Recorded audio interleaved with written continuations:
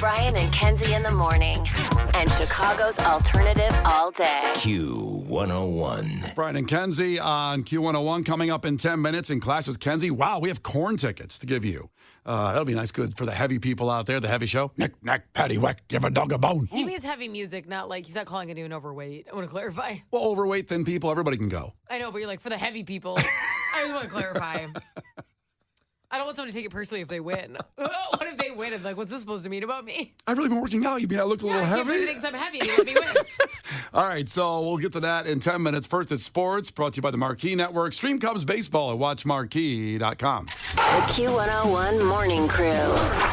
Sports. Get to that in a second. We're not going to pour one out for the Bears just yet. Texans defense created just havoc for the Bears. And Caleb Williams as the rookie quarterback. So the Texans won the game 19-13. For all that, for Caleb Williams just on the run the whole game, he looked like he had just won the lottery. And then everybody on the field told him he had the lottery ticket in his pocket. And if you can get it, it's yours. And the Bears offensive lineman said, well, we don't want that. So we're going to let everybody go through. And I don't want to get hurt. Boy, the Bears offensive line, it just sounds like the same story for the last 10 years. It's horrid. It's terrible. And I'm not saying Caleb Williams doesn't need to do better, because he does. As one of the funniest memes I saw is on the second interception that said it would have been a 70-yard touchdown in the Pac-12, but he's playing against grown men with families now, so it's an interception. a lot of good memes on the wonderful internet over this game. So he was sacked 7 times. I mean, he's going to be dead if they don't do something. He's going to be dead. And we're never going to see. And I know we said the same thing about Justin Fields, too, who, by the way, is 2-0 with the Pittsburgh Steelers and looking, I'm not saying we should have kept Justin Fields. There's people out there that want to do that. But Caleb Williams has a way higher ceiling of talent level if he just doesn't get killed. That's really where we're at. That's where we're at. I mean, the Texans defense certainly they had 3 guys in double digits in tackles and 1.5 sacks each. It was just a slaughtering that way. Now the Bears defense looked incredible. I love the Bears defense. They're smacking people around. This game would have been out of control if it was 2 years ago. But the Bears defense on point, and the Bears got their first offensive touchdown. It's very nice. There you go, Khalil Herbert. Touchdown pass. It's a give to the end zone. Herbert. Touchdown, Chicago Bears. So the 4-year veteran, Herbert, runs it in around the edge. Yeah, there you go. But they lost, and they're now 1-1. And like the Texans' offense didn't do great, and they have C.J. Stroud, who's awesome. So, they move on to the Colts. And they'll be at the Colts coming up next Sunday at noon. A little bit of baseball here. Cubs finally beat the Rockies yesterday. God, we went into the weekend saying they can sweep and really stay in this wild card hunt. Instead, they almost got swept. Until yesterday, they blew a chance. Now, the good news is they're still 5 games out, but there's only 13 games left for the Cubs. The A's come to Wrigley tonight because the A's, who played the White Sox won a series, including a walk-off homer on Saturday night. Wow. How about that? They're on fire. Yeah. So here's the deal with catching up on where the White Sox are at. They must go 6-6 to avoid the worst record in a 162-game season. That would be the 62 Mets, who were 40-120. The White Sox projected record right now is 38-124. I don't know. They have to go 500 the next 12 games. And they've got the Anaheim Angels twice. So 6 games against the Angels, which are a team that I'm not going to say they're better than, but the Angels certainly aren't much better than the White Sox. So you're saying there's a chance. That's the vibe. Sadly, there's a chance. I'm so annoyed at this team for winning now. They can't do anything right. Yeah, Case being the White Sox fan in the room, by the way. And White Sox spoke over the weekend. This was their GM, correct, Case? Yeah, so Friday nights when the White Sox have a Friday home game, they've done these broadcasts all year called All Access, and they're very well done, where they interview a lot of people from within the organization, and the broadcast just has a different feel. So they had GM Chris Getz in the broadcaster's booth on Friday night talking to him about the season that the White Sox have had, and this is what he said about how the White Sox are going to go forward into the offseason. We're not going to be working heavy in free agency. We've got guys out on the field right now that need to improve their game. A lot of these guys are young players and need to make the adjustments to be more productive. Now, let's pause for a second. You have what's going to be the worst team in baseball history, Kenzie, the worst team ever. And you have said, well, let's give them a chance, and then the offseason, we'll see what they do in the offseason. He has said basically they're going to do nothing in the I'm offseason. gonna be honest. If there's one place I want to work for, that I want to work for that organization. Talk about job security. That's what I'm talking about. I just think everybody needs to play a little better, get a little What more an rest. understanding company. You know? Very. They're here for their young players. They want them to feel supported and loved. It's nice. It's a Safe. nice culture. Using They're very safe. 2024 terms, they're very Yeah. safe, be present in the moment here on the baseball field. They're the nicest organization there is. The most supportive. I need to really hear from the Southsiders. How does that make you feel when the team you've invested time and money in, and a lot of time in traffic getting the games, well, the people that went to the games this year, a couple people went to the games, when you do that, and then they say we're going to do nothing to get better, Wait, can I except ask for one question really fast? except for the team that's historically the worst ever Yeah. to play better. To play better, you guys can do you it. expect more out of them when they rise to the occasion. And you're very- as a parent, I appreciate You're that. very positive, I Kenzie, like- on I these like things. where They they're can coming from. they can just play better. Yeah, they can work on it. Mm-hmm. Everybody can work on stuff. Isn't this a fill-in GM, or did they actually officially hire somebody now? No, he's their GM. Oh. The manager was the fill-in. Grady Sizemore came that's in. what I was thinking Yeah. of. I'm like, isn't he a fill-in? And he's not It's even. kind of ballsy to be like, I'm not even going to be here, but we're not doing anything. Yeah. I mean, I don't even know. Like the free agent market last year was the year to really spend some money, and they didn't. I don't know what's going to be in the free agent market this year. This could be worth spending money on, but you got to spend some.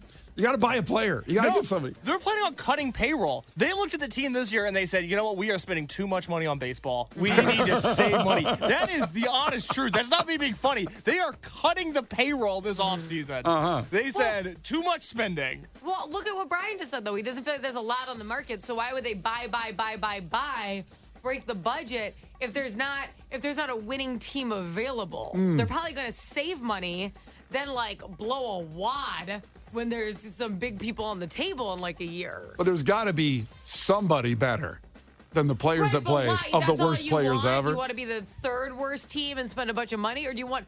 If you had the choice, would you like to be a little bit better next year? And they spent all their money, they're a little bit better. Or would you like to wait 1 year and then have a World Series because they saved all this money? They can buy. They can build this team. What would you prefer?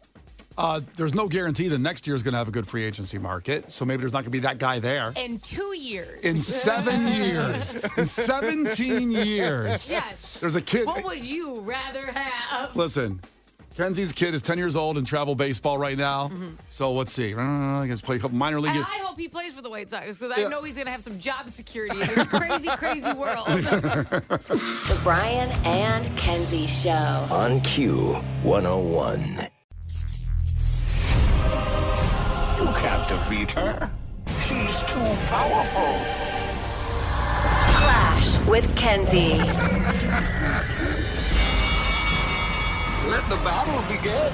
Q101. And here we go for those corn tickets for Credit Union 1 Amphitheater. In case you don't know, that's what they call Tinley Park now. And our friends at Live Nation got tickets. It's a week from Saturday. So the weekend after Riot Fest, you can go see Korn if you beat Kenzie in trivia, which is sponsored by the Schaumburg Boomers. Feel the boom. Boomersbaseball.com. Now, Teachers Week is now clearly over as we have Ben the truck driver competing against Kenzie today. He's in Indiana. Ben, tell us something about yourself, like besides being a truck driver.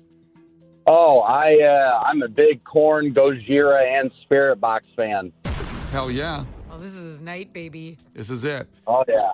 And as I said, I wanted to be a truck driver when I was a kid. We talked an hour ago about the fact where 57% of Gen Zers want to be influencers, but I wanted to be a truck driver. Do you go all over the country truck driving? That's what I wanted to do. I'm actually local. I go over the Chicagoland area, Northwest Indiana, all the way up to Wisconsin, Michigan. Basically stick around the area. What's in the truck right now? What do you got? I got a bunch of plumbing stuff. Ooh. Oh, yeah. Plumbing and plumbing accessories. Yeah. All right. That's an yeah. important mission. What's that? That's an important mission. Oh, hell yeah. Imagine people that need those right now. They need them. Holy crap, literally. Literally. Well done. All right, let's play some trivia. All right, let's go. First one to 5 wins. Listen carefully. Ben, if Kenzie gets one wrong, you can steal that point. She can do the same to you. Call heads or tails, Ben. I'm going to call tails. It's heads. Aha. So, Kenzie, question number 1. What is the most populated country? I'm going to say India. India's right. Okay. I think for many, many, many years it was China, and now India's passed them. Good job in staying in the bed and making more babies, India. Yeah, good job. We love it. I think its feature on Eat, Pray, Love really got it booming. That's what it did. Yeah. No, you're exactly right. I wanted to Eat, Pray, Love it. All right, Ben, here we go. Ben, all Chick-fil-A restaurants are closed for business on which day of the week? Sunday. Sunday. It's a tragic day. It's tragedy. Okay, God's Day. Yeah, it's the Lord's That's Day. kind of a bad thing to say. I think God wants me to have chicken when I want it on Sunday. Chicken. Hey, you know what? Shout out that Jesus, huh?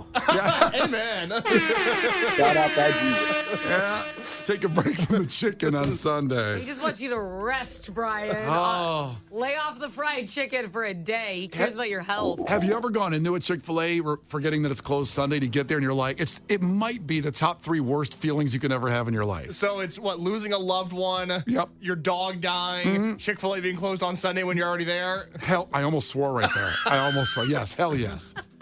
That's what God would want. All right, 1-1 back to Kenzie. Kenzie, other than water, what's the most consumed beverage on Earth? Other than water? Yeah. Probably tea? It is tea. Good guess. Thank you. I like tea. I drink 2 cups of green tea every morning. Well, you're a beacon of health. Yeah. Cool, Brian. When I'm waiting for Chick-fil-A to open on Monday in their parking lot. Stay there overnight. 2-1 back to Ben. Ben, what term is used to describe food that has been prepared according to Jewish dietary laws? I should know this because I'm Jewish. Oh. Wow, you think that would give you a competitive edge? Hey, what's that called, Ben? Why am I blanking right now? I don't know. Can you say the question again? So, what term is used to describe food that has been prepared according to Jewish dietary laws? Got it. 3. I'm ready. Whatever. Ben? Kosher. Oh, got it. You gave him enough time. You asked me to read it I again. You know. gave him more time there, Kenzie. Good. That was very nice of you. You're welcome. Back to Kenzie. That's right. 2-2 back to Kenzie. You ever eat anything kosher there, Ben? What'd you say? I'm sorry? You ever eat anything kosher being Jewish? Oh, man. Too much. Super good. His life's kosher, baby. All right, back to Got a Kenzie. little bad Jew food. Kenzie, in what state does the movie Lilo and Stitch take place in? Hawaii. Hawaii, 3 What? to 2. Ben, what tree gives us prunes? What tree? Man. What tree gives us prunes? Yes. 3. 3, 2. Guess a tree. 1. Plum tree? What do you say at the buzzer? I didn't hear what he said. Ben, do you want to say it again? I'll give you the point if you get it right. Plum tree? It is a tree. plum tree. Ties it up 3-3. To Kenzie? Yep. What is Bansky's profession, Kenzie? Bansky. Or Banksy. What'd I say? What It's did you art. say? I got it. It's art. He's an artist. Good Lord. Let's just stop. Wait, it's Banksy. Yeah. What'd I say? Banksy? You said Bansky. Bansky. I know what he meant. Banksy. Banksy. I went to one of his exhibits, actually. Did you? Yeah, it was really cool. We're- Did seem like you learned a lot. I know. Why don't you go by his first Were you name? on the phone the whole time? Can he go to his first name, Jim? Be a little easier. All right, 4-3 back to Ben. Ben, what relation to you is your uncle's father? My uncle's father. It's my grandpa. That is 4-4. Next one wins.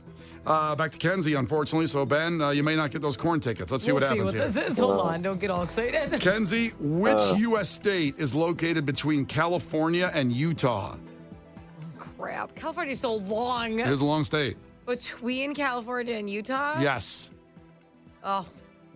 No, that's on that side. I'm sorry. That's way closer She's to got this us. That's hologram not map. it. I saw Florida ready to come out of Yeah. her mouth. Utah, is it Colorado? It's not I kinda think it's Colorado. mountains. Ben, for the win and for the corn tickets, It is Nevada. it is Nevada.